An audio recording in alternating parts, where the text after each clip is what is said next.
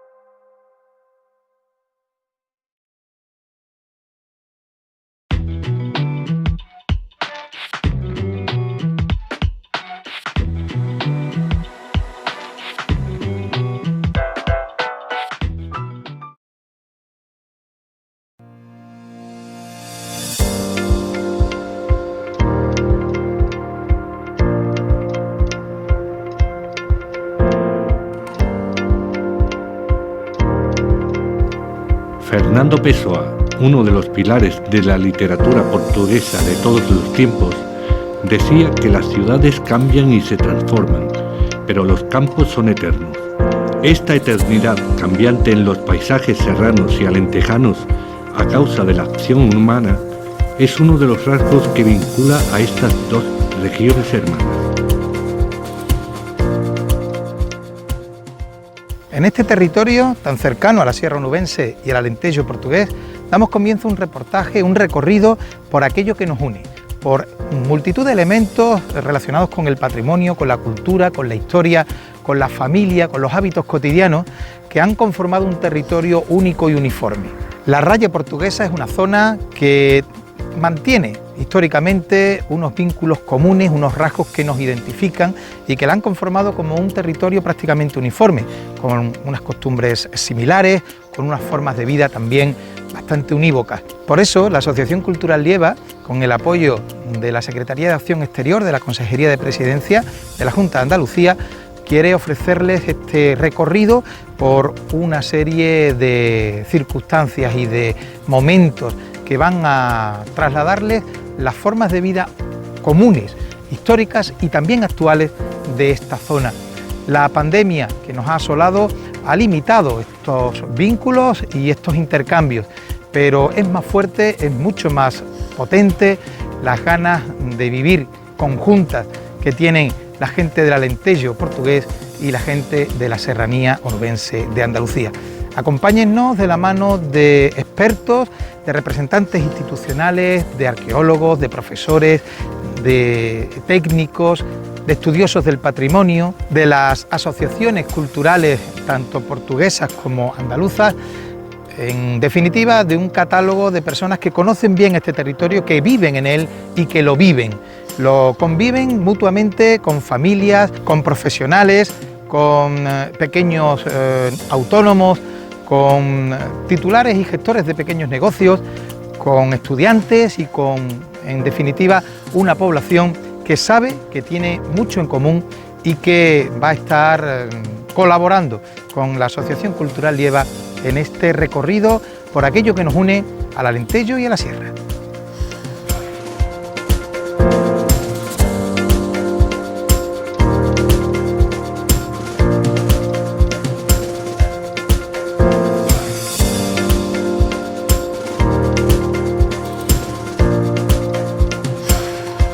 La visión del olivar, de montaña y marginal en algunos lugares onubenses, de cultivo intensivo en la zona portuguesa, habla a las claras de las tradiciones agrícolas de la zona. También las huertas cultivadas con esmero durante generaciones ofrecen frutos que saben mucho de esfuerzo y de saberes del terruño. La crianza del cerdo ibérico o del presunto portugués, el cultivo de la castaña onubense o del vino alentejano muestran perfiles de trabajo y de etnografía cultural y gastronómica que no deben perderse nunca. Si nos detenemos en el Alcornocal, encontramos otro nexo de unión, ya que el Parque Natural Sierra de Arcena y Picos de Aroche es uno de los territorios que más aporta para que Andalucía sea una de las principales productoras mundiales de corcho. Y son los empresarios lusos los que adquieren el material una vez descorchado para que se convierta en una de las principales señas de identidad del país. El descorche es todo un ritual que continúa practicándose como hace siglos. Se trata de un titánico esfuerzo realizado por un puñado de serranos que se dejan la salud en los meses estivales. El hacha es la herramienta principal y junto a la destreza del operario se convierte en pilar fundamental de la tarea. El momento decisivo de la saca es la precisión del corte, aprendido por los hombres que se dedican a esto a lo largo de los años. No ha habido, hasta años recientes, ninguna escuela de formación, por lo que la experiencia es la madre de la ciencia en esta técnica agrícola. Continuando con la estética de nuestros suelos, apreciamos la tipología constructiva de ambas zonas. El urbanismo serrano tiene peculiaridades especiales que hacen de la arquitectura vernácula un pilar esencial de su patrimonio. Como ejemplo, el Callejero de Galaroza, insertado en torno al templo religioso, con calles empedradas repletas de balcones floridos y rincones escondidos, como el Rincón de las Pizarrillas, antiguo humilladero medieval. Sus liebas y regaderas siguen surcando su viario y sus campos, mostrando la riqueza de aguas que caracteriza a estos territorios.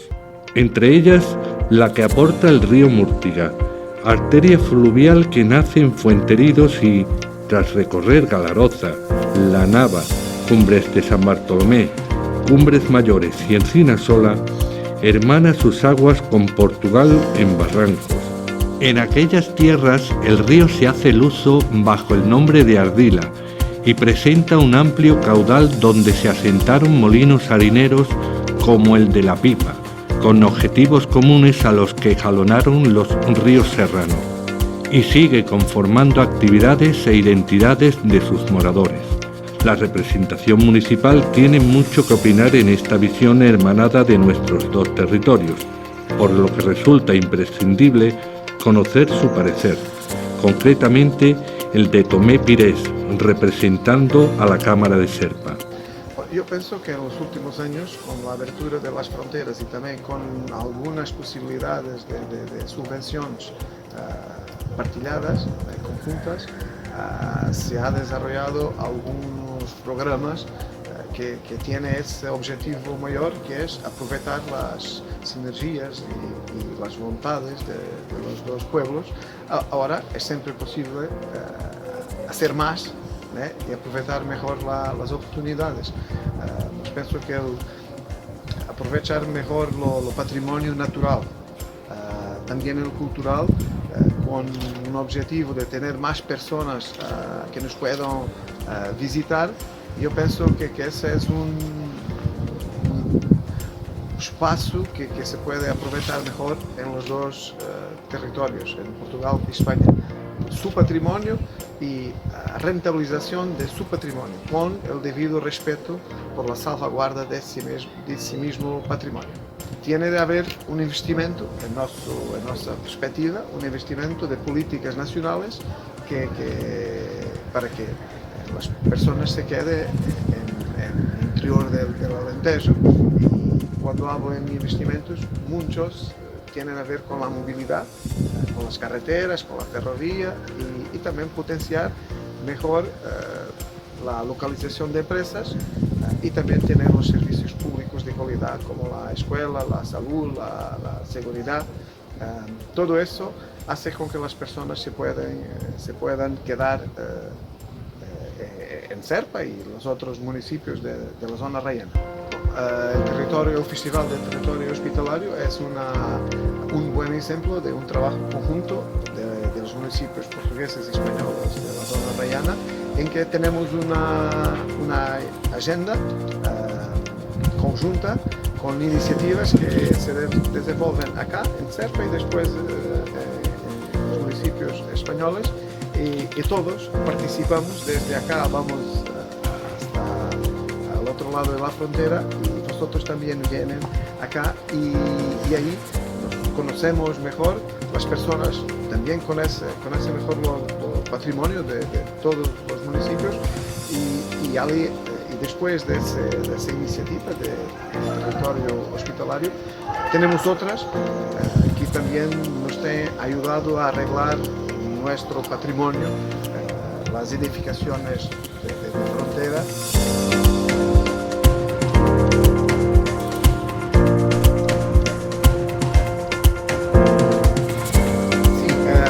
A nossa zona, o município de Serpa está na margem esquerda do Guadiana. Só por si ainda nos aproxima mais de Espanha, porque temos uma parte do país em que a fronteira é feita através do rio Guadiana, e aqui onde estamos hoje a falar, nós estamos na margem esquerda, ou seja, naturalmente seria território espanhol se a fronteira fosse sempre o rio Guadiana. Por isso, ainda estamos numa zona em que a proximidade é maior.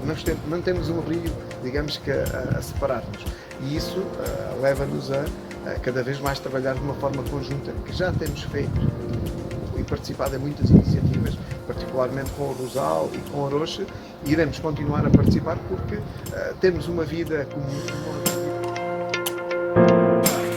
También Antonio Carlos, alcalde de Rosal de la Frontera, tiene una perspectiva particular del asunto, al trabajar en la zona limítrofe a diario, atendiendo a ciudadanos de allá y de aquí. Yo creo que es una relación muy estrecha entre los pueblos de aquí de Alentejo, sobre todo con Rosal de la Frontera y con los vecinos de nuestro pueblo.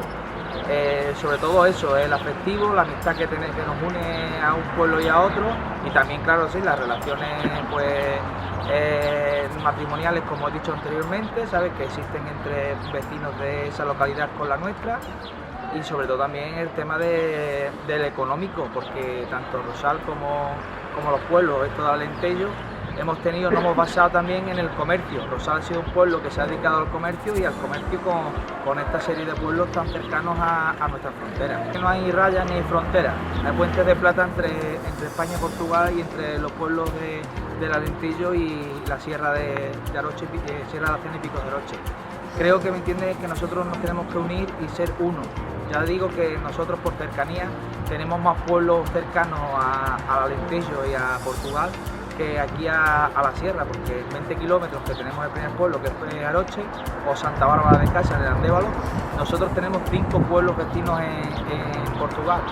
Y creo que es una sinergia que a través de los fondos FEDER y de los proyectos que se pueden, de transfronterizos que se pueden hacer, creo que es muy llamativo para el tema del turismo rural, para el tema del turismo de interior y sobre todo para un crecimiento económico y dar puestos de trabajo en futuro a los jóvenes de nuestras localidades.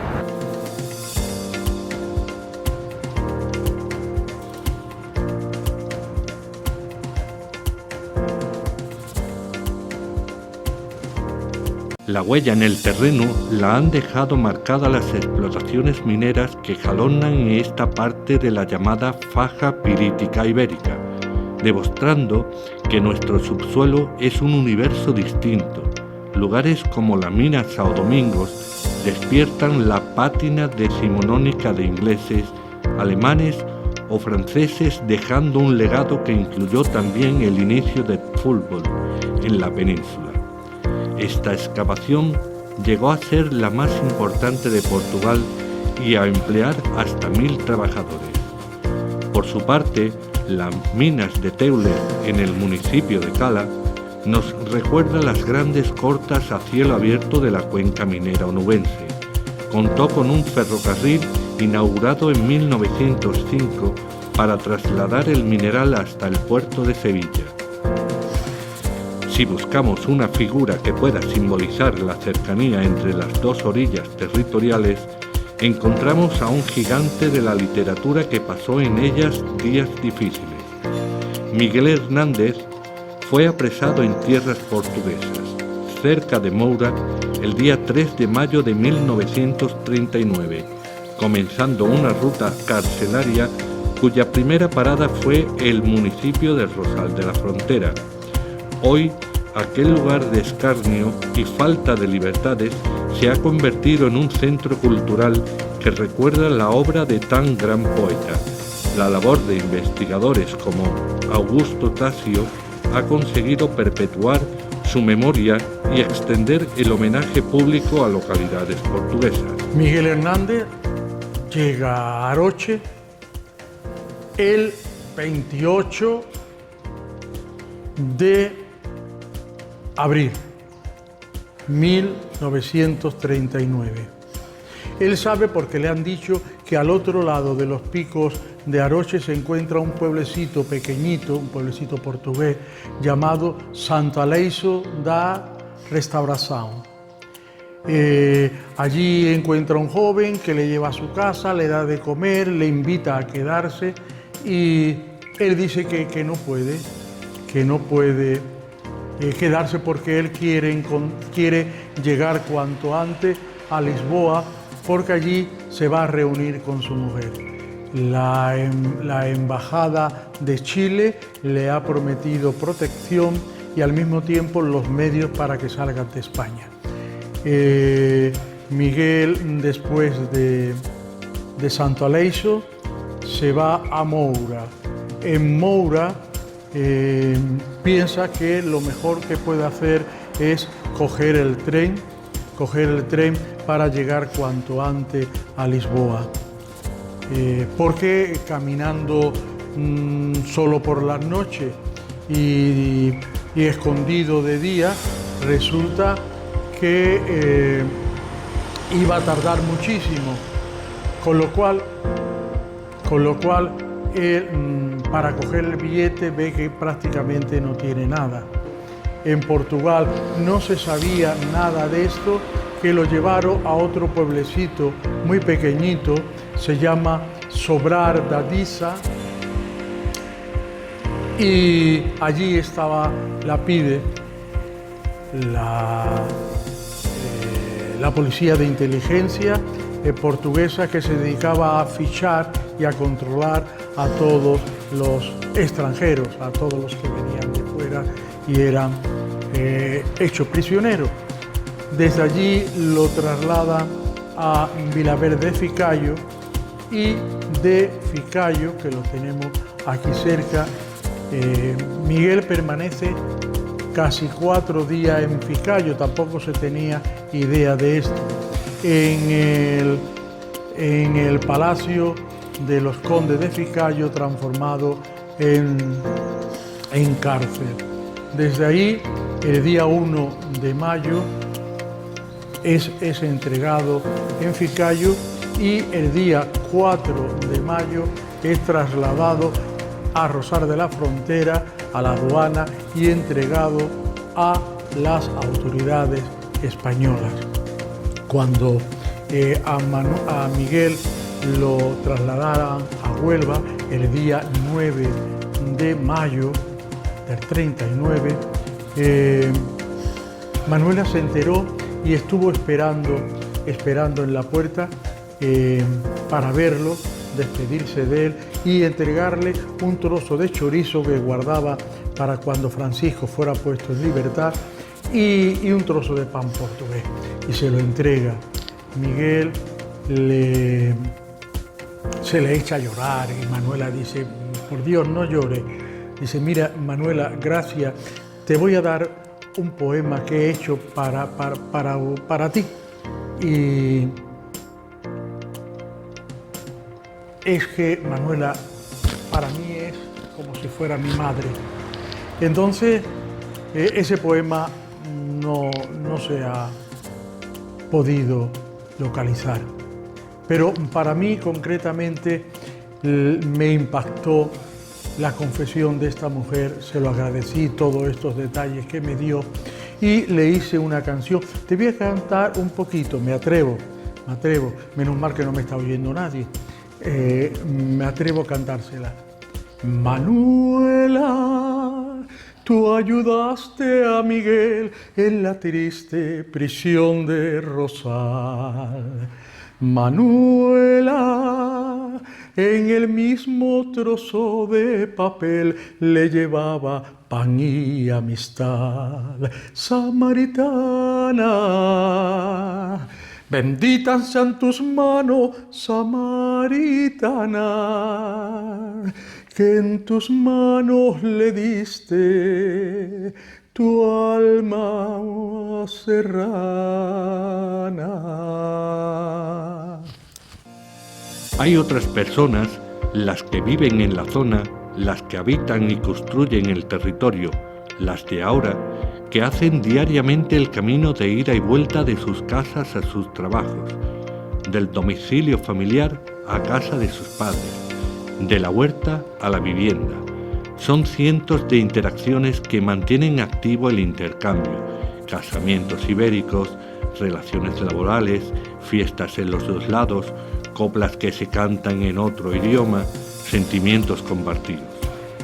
Eso y mucho más es la argamasa para que permanezca vivo el hermanamiento. Pero es el patrimonio el enlace que con más fortaleza vincula la Sierra de Huelva con el Alentejo. En todas sus vertientes, entendido desde una amplia perspectiva, el protagonismo de la acción del hombre y la mujer de estas tierras impregna un pasado que ha moldeado el territorio y las personas. De hecho, los dos lados atesoran experiencias de asociacionismo centrado en el patrimonio que han sido modelo en sus respectivos ámbitos. La Federación de Asociaciones de la Sierra ha mantenido viva la llama de las Jornadas de Patrimonio de la Comarca de la Sierra, verdadero foco cultural desde el cual se ha aportado luz y visibilidad a la comarca. Por su parte, la Asociación para la Defensa del Patrimonio de Mértola lleva 40 años convirtiendo el patrimonio y la historia en herramientas de desarrollo para la dinamización y valorización de los recursos locales, contando con la población. Son ejemplos claros de la fijación de la población al territorio, aportando factores de lucha contra el despoblamiento y compartiendo el compromiso por el reto demográfico. La arquitectura religiosa presenta tipologías y estilos diferentes, pero existe un nexo de unión protagonizado por los artistas portugueses que se establecieron en la sierra para construir algunos de los trabajos más imponentes que se recuerdan, como el retablo mayor de la iglesia parroquial de la Concepción, en Galaroza, desgraciadamente destruido, o la portada del estilo manuelino de la iglesia del Monaster La Real. Manuel Ángel Barroso, miembro también de la Federación de Asociaciones de la Sierra, nos explica cómo llegó este arte luso a la sierra. Nos encontramos en el exterior de la iglesia gótico-mudéjar de San Martín, en Almonaster. Esta iglesia debió empezar a construirse a principios del siglo XIV, como consecuencia probablemente del crecimiento importante de la población que tuvo lugar en esa época de la repoblación, al quedarse pequeña la antigua ermita de Santa María, ubicada en lo que fue la antigua mezquita de Almonaster. Este pueblo durante más de 300 años fue un señorío eclesiástico dependiente de la diócesis de Sevilla, y fueron los arzobispos y cardenales de Sevilla los que mandaron de alguna manera en este lugar durante estos 300 años. Precisamente a uno de ellos se le debió ocurrir la idea de construir este templo tan interesante desde el punto de vista arquitectónico en su interior, puesto que es el único templo de la comarca que encierra 3 naves con bóveda de cañón apuntado, lo cual es un ejemplo verdaderamente singular y único en toda la comarca. Pero quizá la belleza más interesante de este templo se encuentra en el exterior del mismo, ¿no? Con las portadas, la portada del Evangelio, la portada de la Epístola y la portada que hoy es protagonista de este pequeño reportaje, que es la que nos encontramos. La Puerta del Perdón de Almonaster, esta portada de estilo manuelino, que sin duda alguna entronca magníficamente bien con el tema que tratamos de desarrollar. Tuvo que ser encargada por estos arzobispos a los alarifes portugueses que trabajarían en esta comarca por aquella época, y que ellos, siguiendo los cánones precisamente que les imponía su estilo arquitectónico, el manuelino portugués, pues levantaron este singular espacio dentro de lo que es la iglesia gótico de la Monaster La Real. Un elemento verdaderamente singular que constituye además como una especie de postizo, ¿no? Puesto que tanto en lo estilístico como en lo estructural se diferencia palpablemente de lo que es el resto de la construcción. En lo estilístico evidentemente predomina, como podemos apreciar, el estilo manuelino portugués, y contrastando un poco con el gótico mudéjar de la iglesia, y en lo estructural pues las piedras calizas grises que se utilizaron en su construcción contrasta también con el mampuesto que aparece en la fábrica del edificio.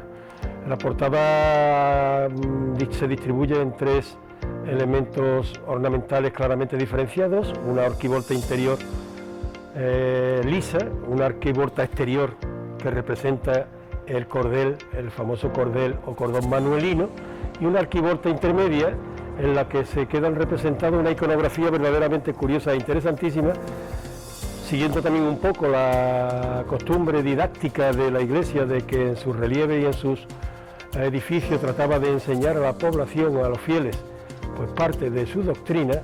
Pues aquí aparecen representados elementos singularísimos, elementos antropomorfos, animales y elementos de ultramar, pero sobre todo aparecen los hombres, algunos soldados con yelmo y otros desnudos, pues luchando contra las fuerzas del mal, contra las fuerzas del demonio de alguna manera, y entroncándolo todo a un triunfo en la fe de Cristo. La portada se completa con un importante arco conopial que la engloba, a cuyos extremos se encuentran dos pináculos góticos apoyados sobre grandes mésulas decorados profusamente con elementos vegetales, y finalizando también en un pináculo importante en cuyo bajo se encuentra pues el emblema, el blasón del cardenal Alonso Manrique de Lara, probablemente el cardenal que mandó construir esta puerta y que dejó su impronta y su huella en esta portada manuelina que hoy estamos contemplando. Probablemente fue uno de los últimos arzobispos de Sevilla, en este caso cardenal, que fue a su vez señor del Monaster, puesto que el Monaster a continuación se convertiría en tierra de realengo, en villa de realengo por la bula de Felipe II, por decreto, perdón, de Felipe II. A los moradores de aquella época les debemos un magnífico legado que ha llegado hasta nosotros en perfectas condiciones. Ojalá nosotros, los actuales moradores de este pueblo, seamos capaces de transmitir a las generaciones venideras pues un legado tan importante como el que recibimos de aquellas personas.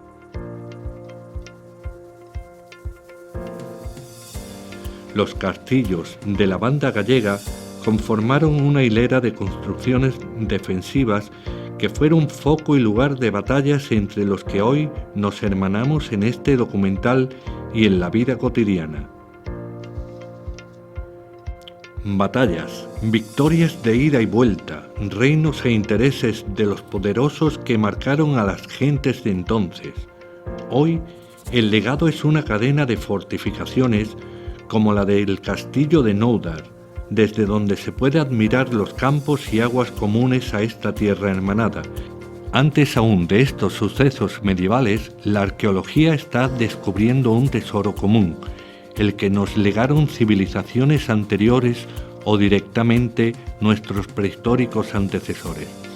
Yacimientos como el de Mértola o el de Aroche atestiguan la presencia humana en estas tierras desde hace miles de años. Los restos encontrados en el campo arqueológico de Mértola en las 4 últimas décadas confirman este sitio como uno de los más relevantes en el sudoeste ibérico, aportando restos de diversas civilizaciones que dejaron su huella en la zona, como explica a la perfección Susana Gómez Martínez. El proceso de valorización del patrimonio aquí en Mértola empezó más o menos en 1978, aquí en este sitio. En ese momento el primer alcalde democrático de Mértola estudiaba en la Universidad de Lisboa y le presentó un proyecto a sus profesores de la Universidad de Lisboa para que viniesen a Mértola a conocerlo y hacer cosas interesantes. Y entonces es cuando vinieron 3 profesores de la universidad, Claudio Torres, Antonio Borges Cuello y José Luis de Matos, y empezaron un proyecto. Y es un proyecto que siempre fue desde el inicio un proyecto de fuerte componente científica y académica, pero también fue siempre un proyecto político. Político en el sentido de intervención ciudadana, de valorización de una línea de patrimonio que pudiese ser una fuente de desarrollo que al mismo tiempo fuese cultural, para que la población tuviese una mayor autoestima, una mayor conciencia del valor de la cultura, pero también de desarrollo económico para que a través, por ejemplo, del turismo cultural fuese una fuente de rendimiento. Y de hecho, pues bueno, ha tardado bastante tiempo, pero fue una estrategia de largo plazo. Siempre se entendió como una estrategia de largo plazo, nada que diese a lo mejor resultados muy inmediatos, pero siempre constante. Y con otra característica, los profesores venían con sus alumnos desde Lisboa, pero después luego había siempre un equipo local, con el alcalde, con jóvenes de aquí de Mértola, que mantenían el proyecto en retaguardia mantenían, desarrollaban algunas de las tareas, iban formándose también ellos, creando sus propios caminos académicos, formándose y creando lo que fue el germen de lo que fue dos tipos en el fondo de instituciones. El Museo de Mértola, que con el tiempo se ha asociado más, claro está, al ayuntamiento, como es lógico, y por otro lado un conjunto de instituciones, sobre todo de asociaciones, organizaciones no gubernamentales, que también van desarrollando esa actividad. Es el caso del Campo Arqueológico de Mértola y de la Asociación para la Defensa del Patrimonio de Mértola. La Asociación para la Defensa del Patrimonio de Mértola se dedica más a cuestiones relacionadas con medio ambiente, patrimonio natural, desarrollo sostenible, y el Campo Arqueológico de Mértola se dedica más a cuestiones de patrimonio histórico, patrimonio arqueológico, investigación en todas esas áreas, museología. O sea, en el fondo lo que hemos hecho ha sido repartir áreas de intervención para que las máquinas no fuesen demasiado pesadas y también poder alcanzar una red más vasta de, por ejemplo, de financiación, que es al final de cuentas nuestro problema siempre, ¿no? El talón de Aquiles del patrimonio.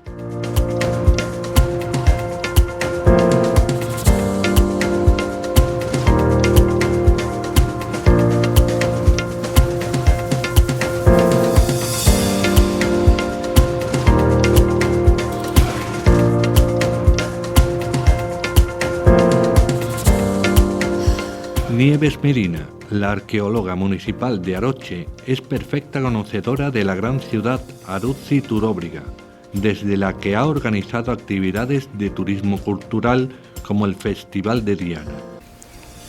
Bueno, la ciudad romana de Aruki-Turóbriga es una fundación ex novo de época del emperador Augusto, en torno al año 10-15 antes de nuestra era, y se ubica en una zona fronteriza entre la Lusitania y la Bética, en una zona que se denominó la Beturia céltica, con mucha influencia del norte, digamos de la zona del norte de Badajoz, un tramo con más influencia meseteña.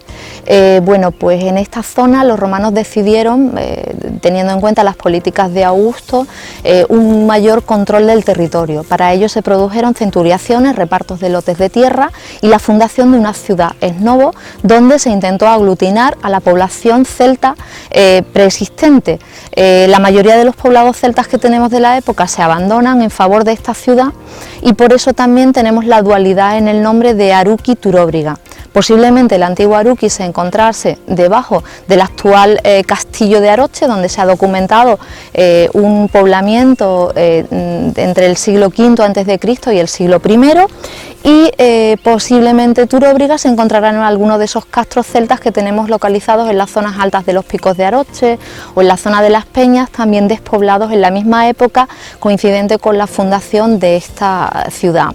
Cuando Augusto decide la fundación de esta ciudad, en general lo que quiere es un mayor control de un territorio que había sido generalmente hostil al control romano y también una mayor romanización de esta población. Para ello incluso se trajeron colonos latinos cuyos nombres conocemos gracias a la colección epigráfica municipal que se conserva en la colección de Aroche. Esta ciudad se articula en torno a unas 10-12 hectáreas de extensión y en ella podemos encontrar todos los edificios normales que encontraríamos en cualquier otra ciudad del imperio. Para el control administrativo, religioso y judicial tendríamos el foro justamente a mi espalda, donde se encontraría el templo en honor a los dioses Apolo y Diana, la curia, que haría funciones de control administrativo, la sala de los ediles o las capillas de las aquelas que están junto a la curia.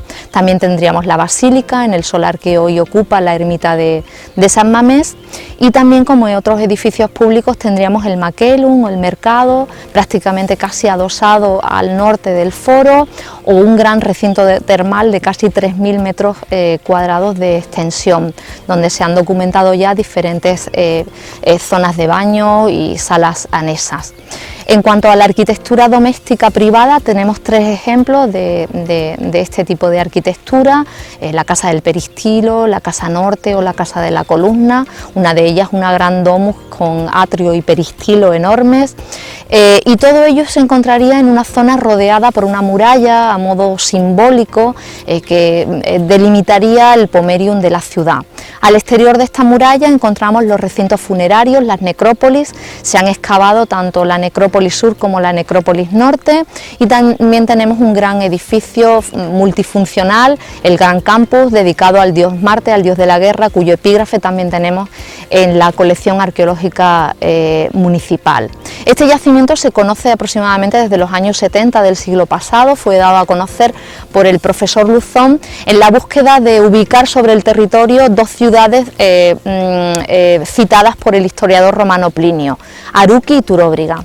Luzón se empeñó en identificar los restos de San Mamés en el valle del Chanza con la antigua Turóbriga pliniana, y al hacer esa relación intentó identificar Aruki con el solar del actual Aroche. Las excavaciones en el actual Aroche nos indican que no hay nada romano en esa ubicación, con lo cual nosotros durante los últimos 20 años aproximadamente se viene trabajando de forma intensa en este yacimiento conjuntamente con la Universidad de Huelva, y las últimas investigaciones apuntan a que Aruki y Turóbriga, tal como las citó Plinio en su Historia Natural de forma seguida y rompiendo ese orden alfabético, se identifican con una misma ciudad, con la contribución de poblamiento preexistente en esos castros a los que hacía referencia al inicio.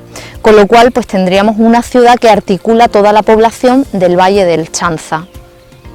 No sé si vale, me he extendido mucho, bueno, después ya cortáis. En tiempo estamos bien, luego, claro, iremos sí, cortáis en lo que... Vamos a poner mucha voz en off, vamos vale. a usar mucho tu voz para hacer esto. Perfecto. Y ya está, y bueno, y ahora que me encuadrarás un poco la relación que puede existir entre el yacimiento de aquí y en Portugal, lo que tenemos en Portugal en la zona cercana al Alentejo más o menos. Vale, perfecto. Venga, como tú quieras.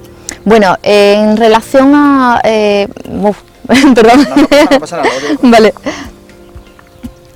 Vale, según el itinerario antonino, en esta zona tendríamos una relación directa con la zona portuguesa a través de la calzada que unía Hispalis con Pagiulia, con la localidad portuguesa de Bella. Es una relación, durante el imperio todas las ciudades estaban comunicadas, con lo cual se produce una relación muy intensa en el territorio. Sí es cierto que Aroche, al encontrarse ubicado justo en la frontera y en ese espacio que los romanos denominaron Veturia céltica y que diferenciaba la zona de la Bética de la zona de la Lusitania, pues ha tenido quizás más influencia desde la zona lusitana que desde la zona bética. Ha pasado prácticamente a lo largo de toda la historia arqueológica, digamos, del municipio, durante el Calcolítico, durante la Edad del Bronce, ha habido mucha más relación y mucha más influencia portuguesa que de la zona de la Tierra Llana de Huelva, por ejemplo. Entonces esta relación, a través de las calzadas, prácticamente había una relación constante entre estas ciudades. Y en la arquitectura de la ciudad, al igual que ocurre en cualquier otra ciudad del imperio, encontramos paralelos en numerosos edificios. Por ejemplo, en las termas de Aruki se encuentran paralelos con algunas termas ubicadas en la zona suroeste de Portugal, igualmente con las zonas de las casas o de las domus.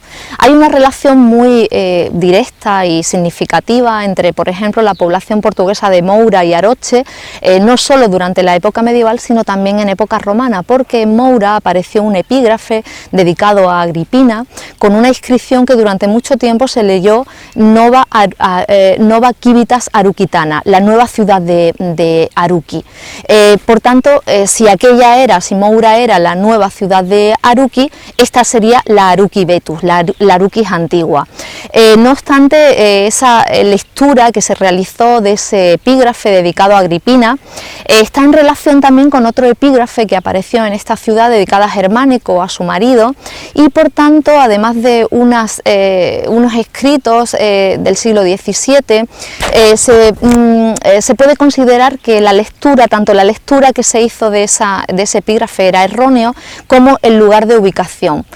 Algunos investigadores piensan que ese epígrafe salió de Aroche y fue trasladado a la localidad de Moura, y solo tendríamos una Civitas Aruquitana, que sería esta donde nos encontramos, que se amplía, digamos, con la aportación de la población de Turóbriga, y por eso la dualidad del nombre.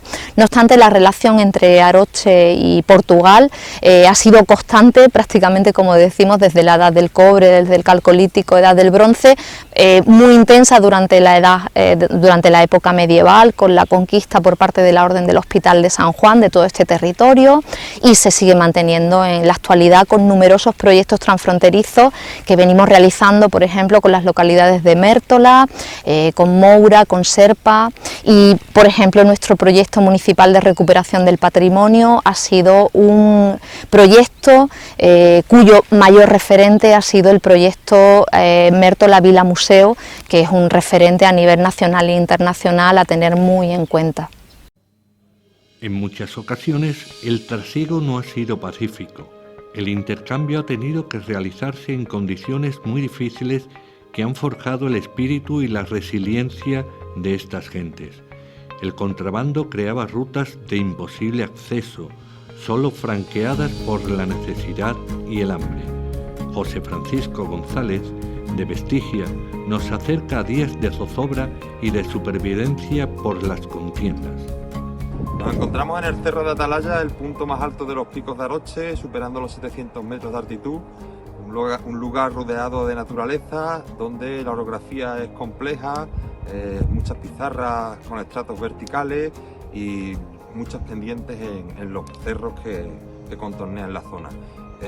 Esa orografía fue precisamente la que ayudó a que los contrabandistas de la posguerra pues pudieran pasar a las cantinas, pudieran pasar la raya en busca del café y aprovechar la noche, los barrancos profundos, las aras, las piedras para pasar desapercibidos. Por eso este lugar es tan importante. Además, toda la gente que venía haciendo el contrabando sin tener que cruzar el Chanza, porque cuando era épocas de crecidas, pues realmente era dificultoso cruzar un río que tenía anchuras importantes en determinados momentos, pues aprovechaban esta ruta que les permitía entrar desde las aldeas de la Cefiña o de Montepuerto, desde Cortegana y desde Almonaster y otras aldeas y pueblos de la zona de la Sierra Central, pues acercarse a buscar las cantinas que se encontraban no muy lejos de aquí. Como digo, el lugar, el aprovechamiento del espacio como lugar de escondite, por llamarlo así, pues facilitó precisamente llegar a la cantina sin ser visto.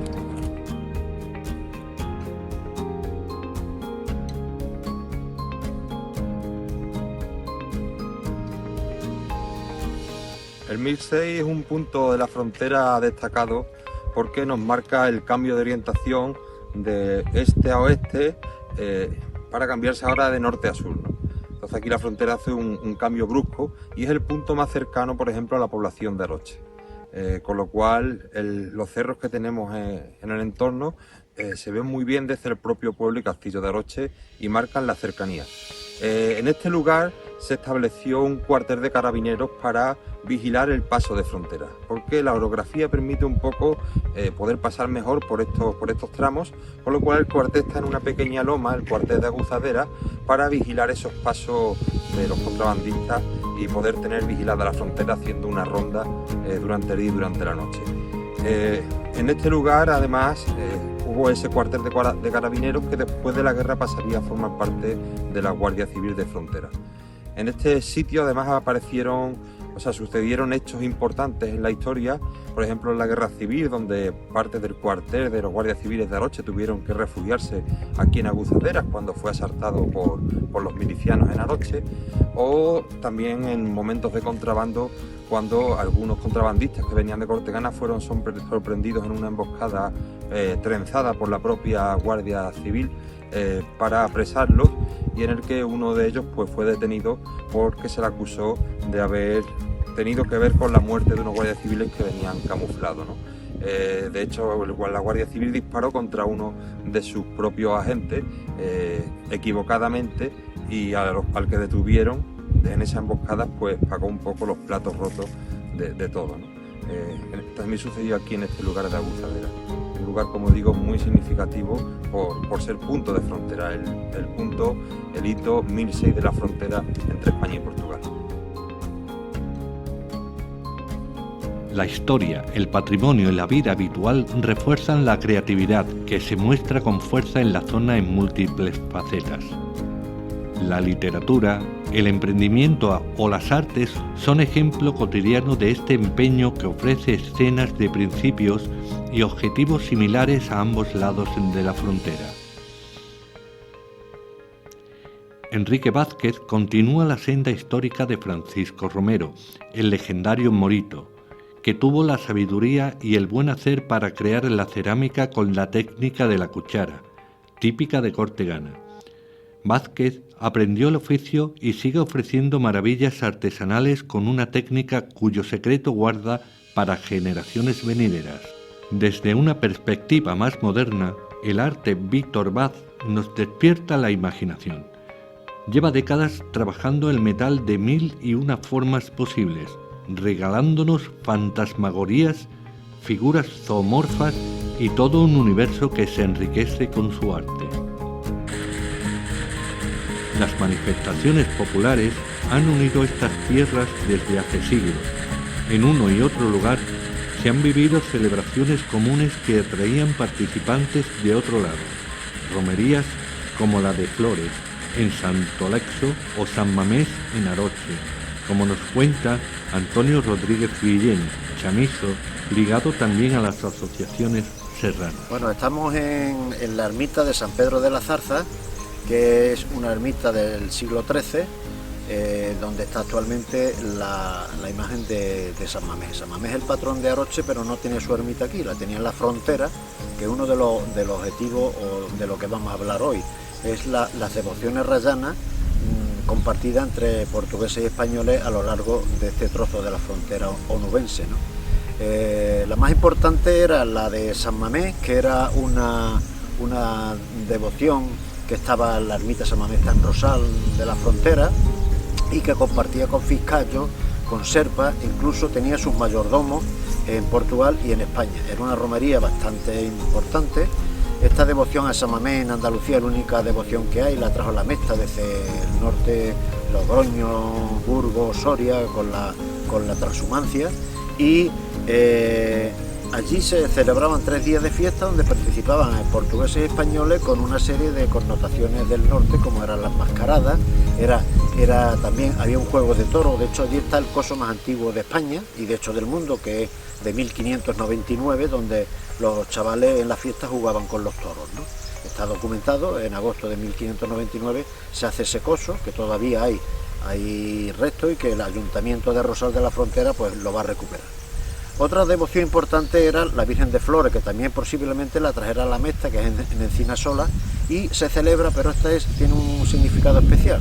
Hay una romería en la parte española y otra romería en la parte portuguesa, celebrándose el mismo día y de la misma forma, con sus correspondientes leyendas, que le robaron la Virgen a los portugueses, en fin, lo normal de este tipo de connotaciones históricas, ¿no? Y hay una tercera que está en un convento que se llama el convento de Nuestra Señora de las Necesidades de la Tomina, que está en la Junta Freguesía de Santa Aleixo de Arrestarosao y que pertenece a Moura, ¿no?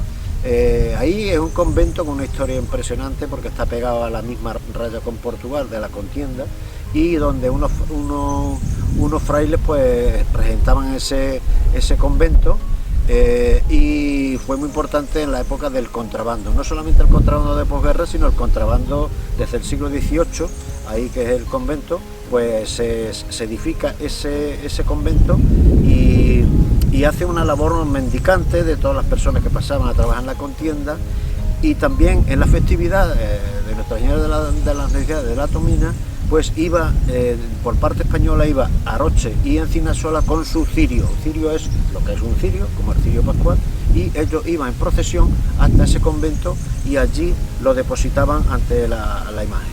Ese convento fue desamortizado por Portugal y actualmente la Virgen está en la iglesia de Santo Aleixo, de la restauración, y no tiene, ahora mismo tiene su festividad, pero se hace en el pueblo. Esas son las 3 devociones más importantes que tenemos aquí en La Raya. ¿Por qué? Porque antes de tirarla, porque la frontera es una línea imaginaria que la hacen normalmente los reyes y los políticos y la tiran por donde ellos piensan que debe de ir y no tienen que ver con las personas que viven en ese espacio geográfico, ¿no? Entonces, claro, crean un trauma enorme porque dividen a personas, dividen a municipios, dividen tradiciones, pero el pueblo, como es muy listo y es muy como debe de ser, pues obvia a todos estos políticos, estos reyes, esta serie de problemas y de temas económicos y políticos y predomina lo social. La gente, a pesar de que está uno en Portugal y otro en España, mantiene sus relaciones, van a los bautizos, las bodas y sobre todo las festividades, ¿no? Porque eran festividades que antes de estar en La Raya pues compartían, porque era un espacio único. Una vez que fracturan el espacio con la frontera, pues ellos no, en su mentalidad no cabe que yo ahora no vaya a la romería o a la festividad de tal, porque ahora resulta que un rey ha dicho con el otro que han tirado por aquí una línea, ¿no? Y eso es lo fundamental, ¿no? De hecho, todavía se mantiene, a pesar de los siglos que hace que se trazó la frontera. La última parte fue precisamente esta de la contienda en 1800 y pico, y todavía pues aquí a San Mamés venían y vienen, siguen viniendo algunos portugueses, porque a través de la transmisión oral de sus abuelos y sus bisabuelos le hablaban de la festividad de San Mamés, antes era en Rosal y ahora pues es aquí en Aroche. Y esto es un poco así, a grosso modo, lo que es las festividades transfronterizas.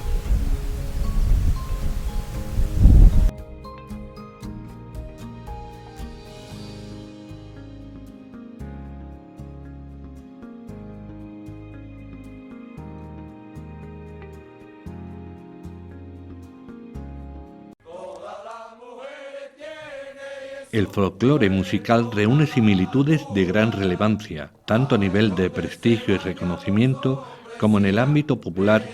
La Sierra y el Alentejo tienen el privilegio de atesorar muestras de patrimonio musical reconocidas como Patrimonio Inmaterial de la Humanidad por parte de la UNESCO. Los cantes alentejanos fueron reconocidos en 2015, tras diversos intentos, y guardan miles de modas o canciones propias de estas tierras, relacionadas fundamentalmente con las tareas agrícolas y otros hábitos de vida. El Museo de Serpa conserva y muestra este caudal patrimonial de primer orden. La Sierra, por su parte, ha aportado mucho al flamenco, otra manifestación del patrimonio andaluz que ha sido reconocido internacionalmente, especialmente los fandangos, en sus estilos de Encinasola y de Almonaster, verdadero manantial de riqueza en celebraciones como las Cruces de Mayo. Aquí, desde que se conformó la frontera, desde que se fue conformando La Raya, este fue siempre un punto conflictivo. Inicialmente son Aroche y Moura quien disputan un terreno que inicialmente conocido como Campo de Gamo, cuál no habrá sido la disputa que ha habido, que con el tiempo se la conoce y nos ha llegado a nosotros como la contienda. A esa disputa se unió Encinasola como la línea más avanzada de la banda gallega, de los castillos, que el reino de Sevilla creó para defenderse contra Portugal. Este territorio, la contienda, se puede entender de muchas maneras. Una zona de conflicto, pero también un punto de encuentro con los de un lado de La Raya y los del otro lado. Para el tema que nos ocupa, que es el folclore musical tradicional, el punto desde el que hay que partir es desde 1700. España toma Noudar, la gran fortaleza de los portugueses al otro lado de La Raya, y además arrasa prácticamente a Barranco. la mayor parte de la gente huye, mucha hacia Portugal y otra hacia aquí, porque tenía una cierta ascendencia española. De tal manera que los vínculos esos de sangre, y sigue estando ahí la frontera como vínculo, hace que ellos empiecen a cantar las mismas cosas que cantan aquí. El primer elemento en el que se ve esa unión quizás pueda ser lo que es la Virgen de Flores, la patrona de Encinasola. La ermita está a poco más de 2 kilómetros de Barranco, y en cambio está casi a 9 kilómetros de aquí de Encinasola. Como la gente que está en Barranco mayoritariamente procede de Encinasola, sigue yendo el día de la fiesta de Flores a la ermita y a celebrar, a festejar la romería. La romería, entonces no es romería, van a visitar a la Virgen, ¿no? Entonces, ellos, exactamente igual que aquí, pues cantan el fandango de Encinasola. Y aún se conserva que el día de la romería de la Virgen de Flores, que es el lunes Quasimodo, lo que ellos hacen es visitar otros lugares.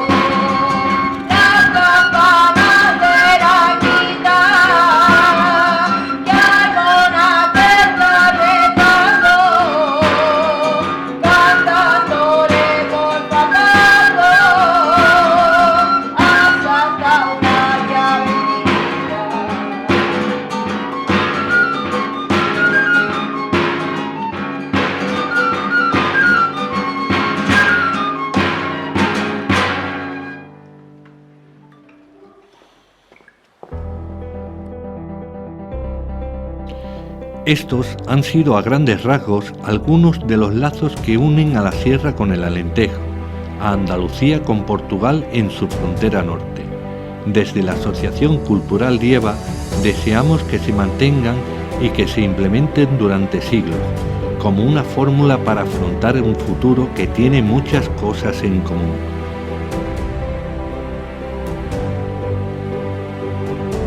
Agradecemos la colaboración de la Dirección General de Acción Exterior de la Consejería de Presidencia, Administración Pública e Interior, y hacemos votos porque las gentes de estas tierras continúen hermanados con vínculos diarios de cariño, de intercambio, de viajes, de relaciones sociales y de amor ibérico.